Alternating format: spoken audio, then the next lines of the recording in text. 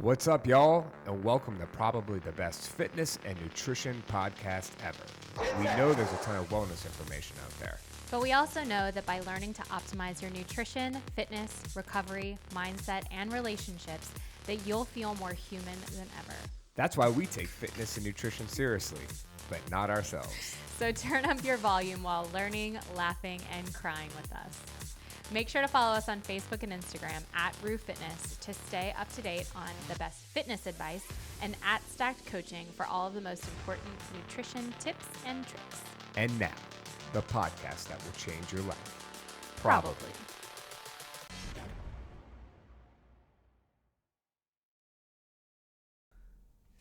We're rolling.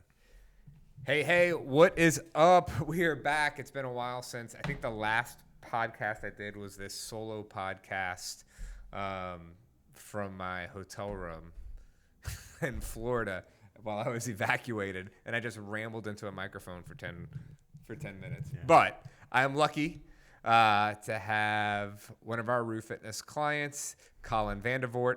Colin, what's up, man? What's going on? Yeah, so Colin, you've been a member for about 6 months?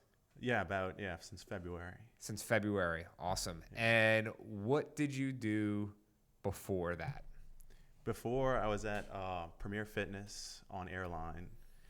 I was doing my own thing every day. I'd go in, do either chest, back, shoulders, and just kind of got tired of that routine. Yeah, I remember when I met you and we were talking, I was like, oh, you know what you're talking about. You know what you're doing. But you felt like you kind of needed that next thing, right? Yeah, I needed that next push. I definitely wasn't doing I was doing a little bit of cardio, but I didn't want to sit there and do cardio every day. I wanted something a little bit more athletic. And I think I was too scared to actually join a CrossFit gym. Yeah. So and I kind of roped you into it. Yeah, it took that first initial push, and then I was like, oh man, this is it. If you're watching at home and not just listening, if you're listening, you're missing out because there's 3 different blues going on. There's the blue in the Stack Coaching sign, then there's the blue in my shirt, and then there's the blue in Colin's shirt, and it's kind of messing me up. I just thought all of our fashion people out there would appreciate that. So anyway, so you were looking for something a little bit extra. Yeah. You didn't have that push. So you came, what was your initial impressions? I'm trying to think. I was first scared because I was like, oh man, I might not know how to do all the movements and everything. Right.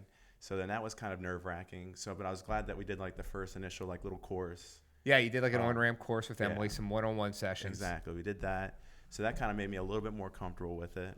And then doing a first class, I did a 3:30 class. So it was a small class. So that's kind of makes it a little more comfortable. You kind of get to know somebody in there, and then they're like, all right, I'll show you how to do it. So really just from there, I had a goal of every day that I came, I was going to try to meet one new person. Yeah, I remember that. You quickly became one of the most popular people in the gym by doing that. Oh, thank you. Yeah. So, so I tried to do that because I can be quiet at times. So, yeah. But yeah, so that was my goal, and I did pretty good with it. So I was like, all right, man. And then I really fell in love. Yeah. So, I think the biggest thing for you, and the results speak for themselves, you have really created a lot of muscle definition through your 6 months here, and your body's changed a lot. Some of that is nutrition. Oh, yeah. Yeah. But also the programming we do here with a focus on strength training, with a little bit of conditioning worked in. How was that transition for you? So before I started, I actually had a little nutrition plan. Yeah. But I didn't really follow it I wasn't weighing everything. I was kind of just kind of piecing things together. So then when I started here, Liz started doing the coaching, and I kind of was watching her weighing everything, and I was like, all right, I got to give this another try.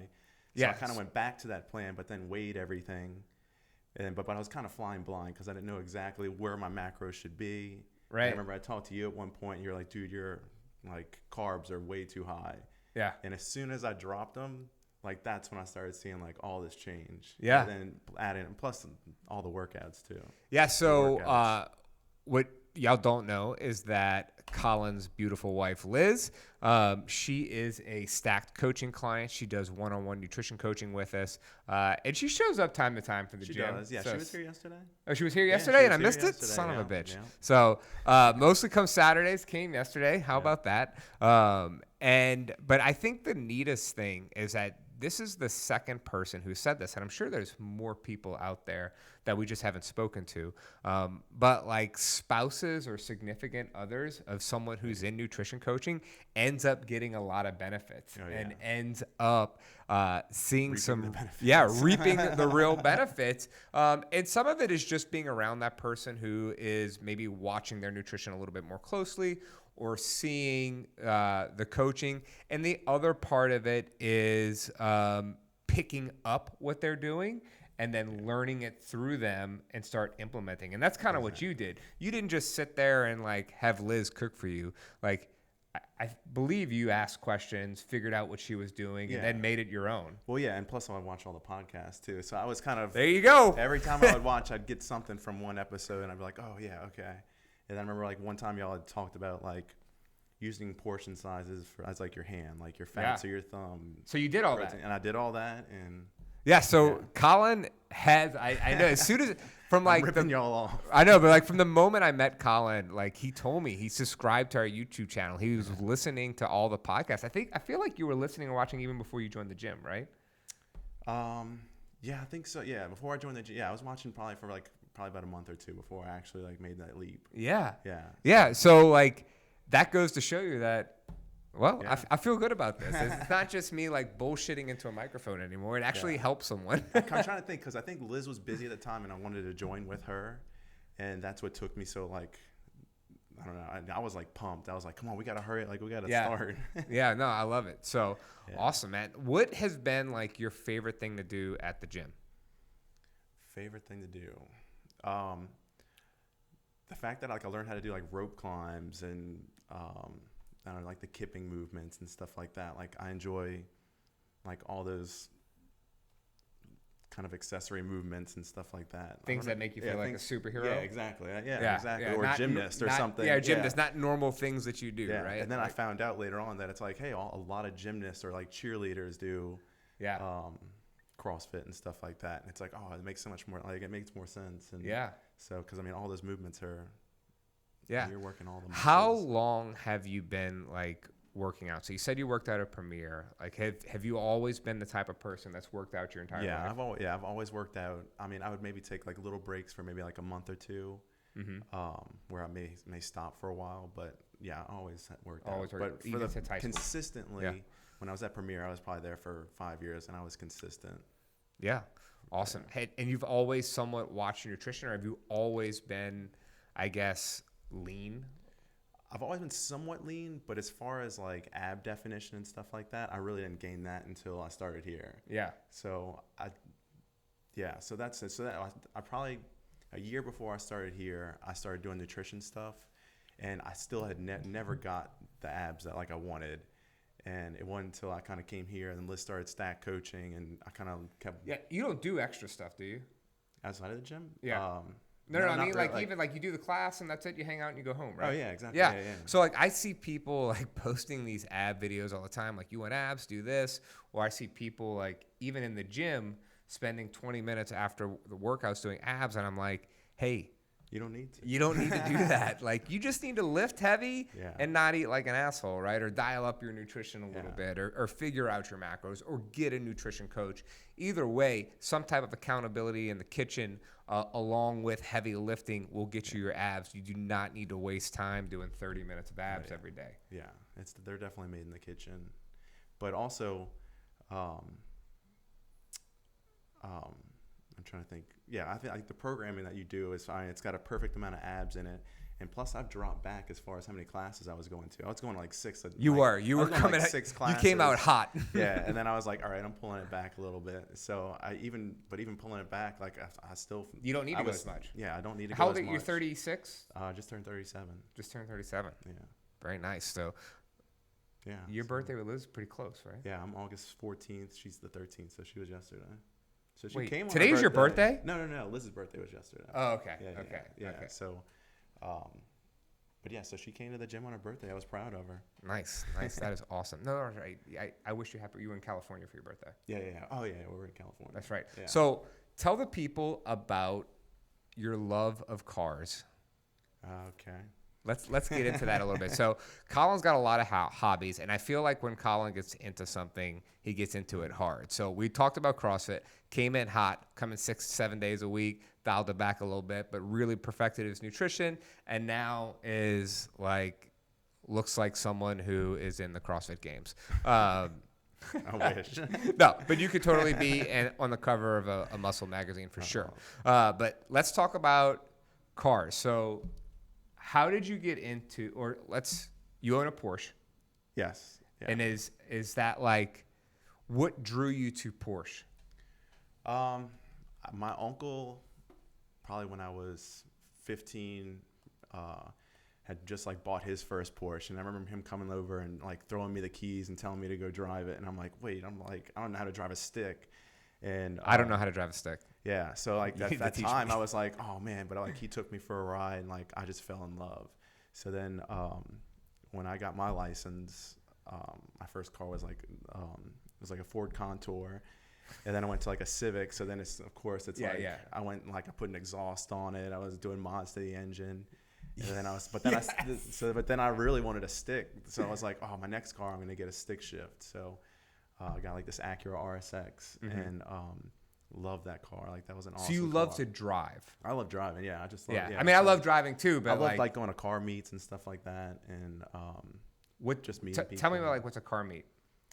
So every Sunday, you can go to the lakefront, and they usually will have they call it Cars and Coffee. Mm-hmm. So there's usually maybe 15, even sometimes more than that. It depends if the Baton Rouge groups join in. Yeah. Sometimes you'll have 100, maybe 200 people out there. And you just go walk around and just look at everybody's cars, and they'll come look at yours. But what specifically about cars is draws your attention to it, though? The sound of them, the look of them. But yeah, I'm definitely I'm Porsche biased. So I am a Porsche fanatic. To you, what makes Porsche what it is? The reliability, the fact that we have a dealership here is amazing. But just their history too. Their history, and I love the selection of cars that they have. As far as you can go naturally aspirated, or they have the turbo models. What's naturally aspirated? So that means no turbos. It's just raw engine. So it's so a lot of companies, they'll have a lot of cars now, they're 4-cylinder, but they're turboed. Gotcha. So the turbo helps them boost up that horsepower pretty cheaply. Yeah. So, but with Porsche, they take it to another level. They put a huge engine in it and put dual turbos on it, and it's making 700 horsepower. Do you watch Formula One racing at all? I do, and I didn't always watch it, but then as soon as they started doing the new show, the Netflix show, yeah, I started getting into the Netflix show. Once you start seeing the behind the scenes, yeah, it's wow. Then I really got into it, because then you start all the drama that's going on behind the scenes. So for those who are listening out there, Formula One is very different than NASCAR, right? Yes. Because they have a lot more freedom with what they can do with the cars. Is that correct? Exactly. Yeah. And so, and you're not just making circles, right? But a lot of the drivers, though, it's more so about the car than the driver, right? It's. Oh yeah, definitely. Yeah. I mean, those cars are so. I mean, that little steering wheel that they have, I can't remember how much it's worth, but it's the steering wheel is $30,000, but it's a little. It's a computer. Oh yeah. It controls pretty much everything. Have you been to a Formula One race? I haven't, but there was one in Miami that I wish I would have made. Or no, it was Miami. So bucket list for you. Oh yeah, definitely bucket list. Yeah. So all right, so you were in California for your birthday, and you were at a Porsche event? No, so this is just a concourse. So it was pretty much all cars. So, but they have different dealership manufacturers that have different booths everywhere. People bring their cars from all over, and actually it wasn't as good this year just because a lot of the European people with COVID and stuff didn't bring their cars, but it was still a crazy. You got to drive something you haven't driven before, right? Or was it out there? Yeah. No, we didn't drive. Liz got to drive this little Mercedes that she wanted to drive at AMG, and she fell in love with it. But I was like, baby, we can't afford that. You're doing a house renovation right now. Yeah, right. That's awesome, man. So is there like another Porsche that's on your radar, or do you just kind of like hang on to this Porsche and make fixes to it, or what? There's one that I definitely like, but I'm waiting for the price to come down on it. So what is it? Can you say? Yeah, it's a GT3. It's a 997 GT3. So right now I have a GT4, which is a Cayman. This is the GT3 is a 911. So I do want to make the jump to that one, but I'm waiting for the price. What's special about the 911?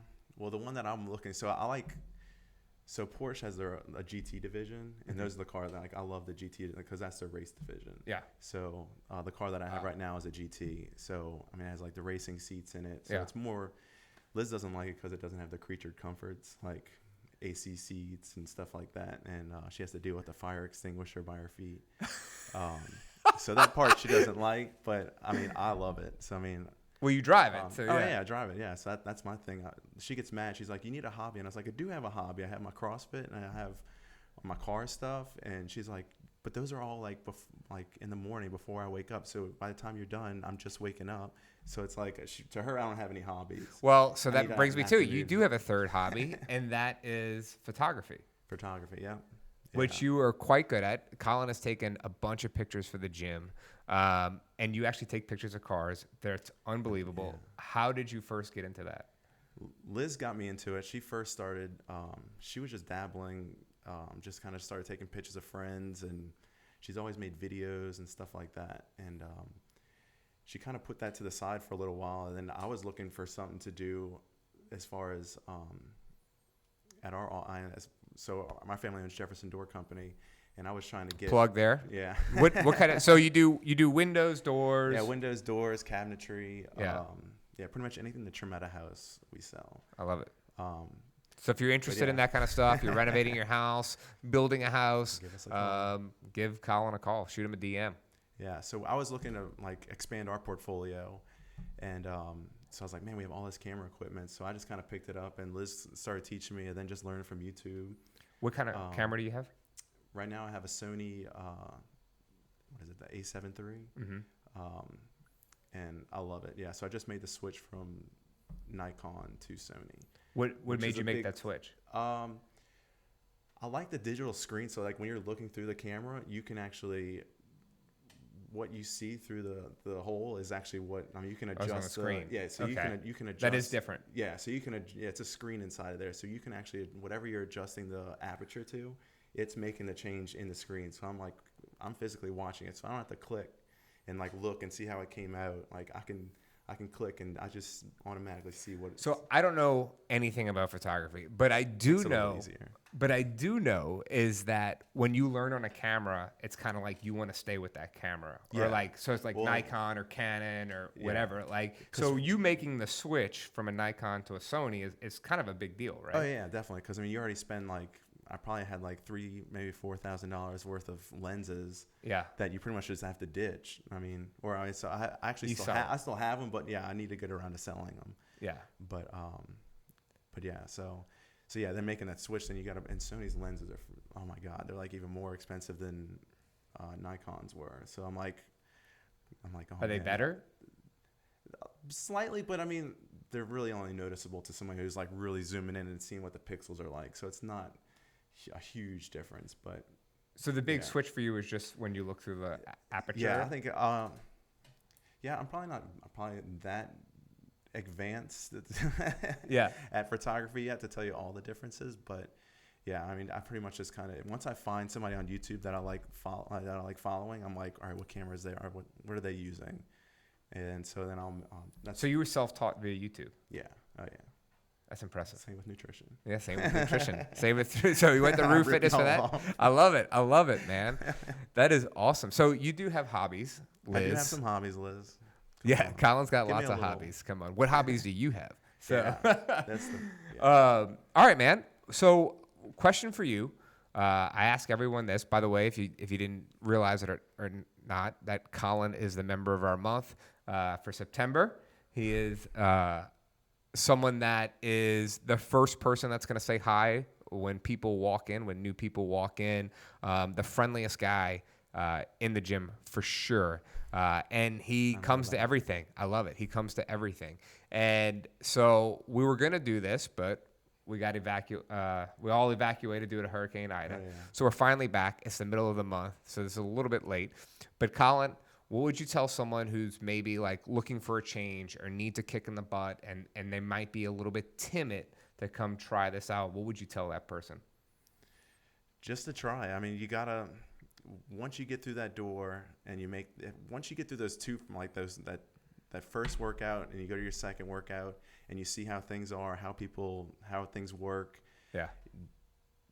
It's smooth sailing from there. Yeah. I mean, and I always tell people this too, and you can tell me if this is true or not, but like there's people I find are worried, or they say a lot like, I'm worried that someone else is going to see me or that kind of thing, right? And I'm like, I promise you, they're not Nobody's looking at you. They're trying not to die. Yeah. Okay. Exactly. Yeah. Once you're 5 minutes into the workout.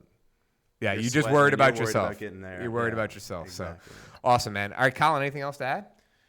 No, I think that's pretty much it. Awesome, y'all. Well, we appreciate it. Again, if you need any stuff for your home renovation, doors, window treatments, cabinetry, all that kind of stuff, check out Colin at Jefferson Door.